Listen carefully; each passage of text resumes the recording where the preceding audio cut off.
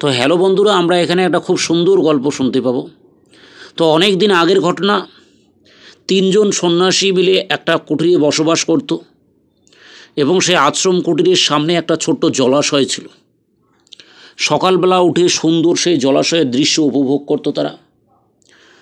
তা সবচেয়ে বয়োজ্যেষ্ঠ বড় যে শিষ্য ছিল, তিনি সকালবেলা ঘুম থেকে উঠে সে দেখতে পাচ্ছিল যে একটা বক সেই জলাশয়ের মধ্যে মাছ ধরে খেতে যাচ্ছিল।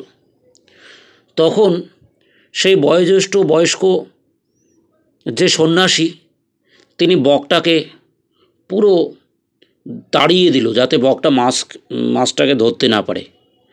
তিনি ভাবতে লাগলো যে মাছটাকে যেই ধরে বেচারা মাছ মরে যাবে, আর বকটাকে সে তাড়িয়ে দিল, বকও দূরে চলে গেল। তারপরে কিছুদিন পরে সেই বয়োজ্যেষ্ঠ সন্ন্যাসী হঠাৎ একদিন মারা গেল।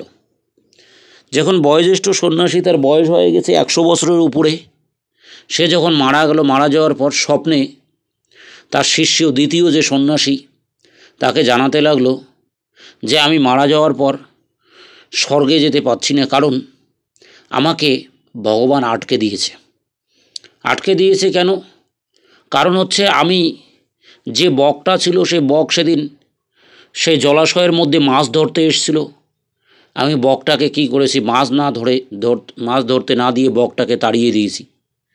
ফলে সেই বক দূরে গিয়ে খিদার জ্বালায় মারা গেছে, কারণ বক সারাদিন কিছু খায়নি, ওই মাছটাই তার প্রাপ্য খাবার ছিল, সেটা আমি নিষেধ করে দিয়েছি।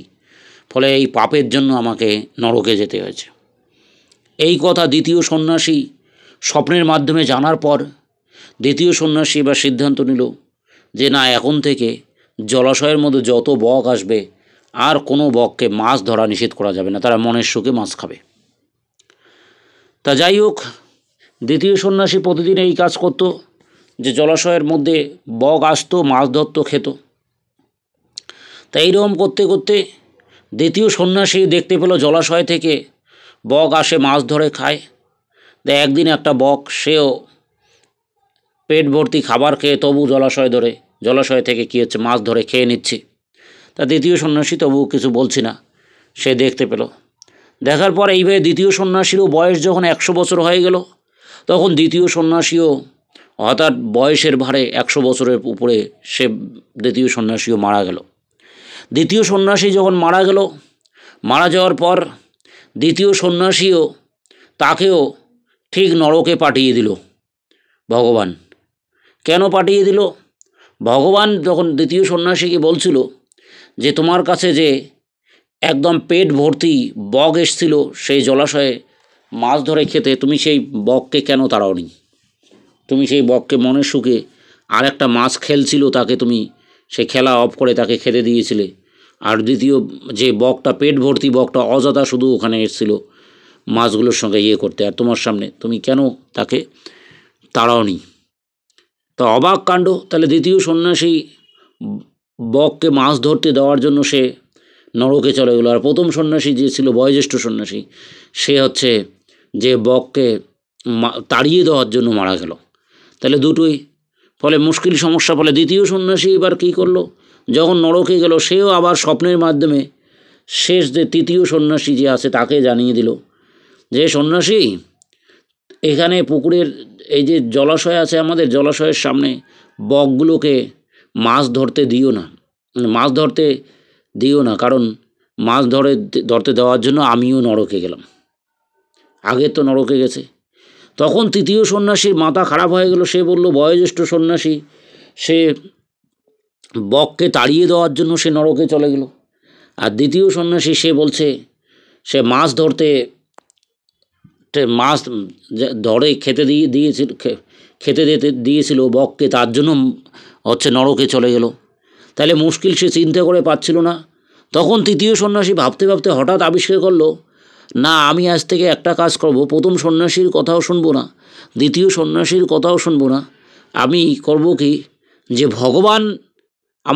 আমরা ভগবানের নাম জপ করছি, আমি ভগবানের কাছে জানতে চাইব, ভগবান যে আমরা এখানে সবসময় ঠাকুরের নাম জপ করি, সবসময় ঠাকুরকে নিয়ে চিন্তাধারা করি, ভগবানের চিন্তাধারা করি, তাহলে এইরকম একজন বককে তাড়িয়ে দেওয়ার জন্য নরকে গেল, আর একজন বককে মাছ খেতে দেওয়ার জন্য নরকে গেল, তাহলে আমি কী করব?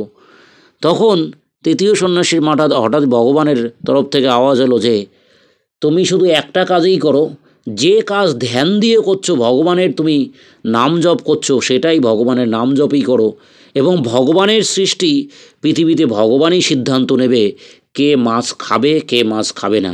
কারণ প্রথম যে বক এসছিল সেই বকটা খিদের জ্বালায় মাছ ধরতে গেছিলো, তাকে সন্ন্যাসী তাড়িয়ে দিয়েছিল জন্য সে বকটা খিদার চোটে মারা গেছে, যার জন্য সে নরকে চলে গেছে। আর দ্বিতীয় সন্ন্যাসী যে বকটার জন্য নরকে চলে গেল, দ্বিতীয় সন্ন্যাসীর ক্ষেত্রে সেই বকটার ক্ষেত্রে পেট ভর্তি খাবার ছিল, তারপরে দ্বিতীয় সন্ন্যাসী ইচ্ছে করে তাকে মাছ ধরার সুযোগ দিয়েছিল, সেটার জন্য সে জাহান্নাম চলে গেল বা নরকে চলে গেল। কিন্তু তুমি মাথায় রাখবে যে ভগবানের সৃষ্টি, আমাদের শুধু ভগবানের নাম জপ করে যেতে হবে। ভগবানের জন্য আমরা যে ধ্যানে মগ্ন আছি সেই ধ্যানে সবসময় মগ্ন থাকতে হবে, আমাদেরকে অন্য কোনো দিকে তাকানো যাবে না, আমাদের সেই ধ্যানে মগ্ন থাকতে হবে। নিজেকে কোনো সিদ্ধান্ত নেওয়া যাবে না বা এদিক ওদিক ভাবা যাবে না। আমরা এদিক ওদিক না ভেবে যদি ভগবানের সেই ধ্যানে সঠিকভাবে মগ্ন থাকি, তাহলে আমরা ঠিক আমাদের সেই কাঙ্ক্ষিত লক্ষ্যে আমরা পৌঁছে যাব এবং ভগবানের সিদ্ধি আমরা লাভ করতে পারবো, আমরা স্বর্গে পৌঁছাতে পারবো। আমরা শুধু অযথা যদি এদিক ওদিক ধ্যান দিয়ে সময় নষ্ট করি, তাহলে আমরা ঠিক নরকে চলে যাব, কারণ আমরা জানি না যে কী জন্য আমাদের অসুবিধে হবে। তাই আমাদের মেন লক্ষ্য, মেন ফোকাস যেটা, সেটাতে যদি আমরা দৃষ্টিভঙ্গি রাখি, তাহলে আমরা যথারীতি অবশ্যই স্বর্গে চলে যাব। ফলে তৃতীয় যে সন্ন্যাসী, তিনি দীর্ঘদিন সে মাছকে দেখছিল যে বক ধরে খাচ্ছিল, তার জন্যও তিনি তাড়াচ্ছিল না, আবার বককেও তাড়াচ্ছিল না, আবার মাছকে সে কিছুই বলেনি। সে শুধু এক দৃষ্টিভঙ্গিতে সে বলছে ওটা হচ্ছে পৃথিবীর যেরকম ভগবানের সৃষ্টি, ভগবানই বুঝে নেবে কোন মাছকে বক খাবে আর কোন মাছকে বক খাবে না, সেটা ভগবানের ব্যাপার। আমার ব্যাপার শুধু সঠিকভাবে ভগবানের সিদ্ধি লাভ করা, সঠিকভাবে ভগবানকে ডাকা এবং ভগবানের প্রতি সঠিক দৃষ্টিভঙ্গি দিয়ে নজর রাখা, তাহলে ভগবান কাছে আমি সিদ্ধি লাভ করতে পারবো। তাই বন্ধুরা, আমরা দেখতে পেলাম যে তৃতীয় সন্ন্যাসী সে যখন মারা গেল, সে ঠিক স্বর্গ চলে গেল। তাই বন্ধুরা, আমরা এই গল্পটা থেকে এটাই দেখতে পেলাম যে আমরাও যদি মনোযোগ দিয়ে আমাদের যেদিকে লক্ষ্য, সেই কাঙ্ক্ষিত লক্ষ্যের দিকে আমরা যদি সঠিক নজর দেই, এদিক ওদিক যদি না তাকাই, তাহলে এবং তার জন্য সঠিকভাবে যদি মেহনত করে যাই, প্রচণ্ড পরিশ্রম করি, তাহলে আমরা অবশ্যই আমাদের কাঙ্ক্ষিত লক্ষ্যে পৌঁছাবো।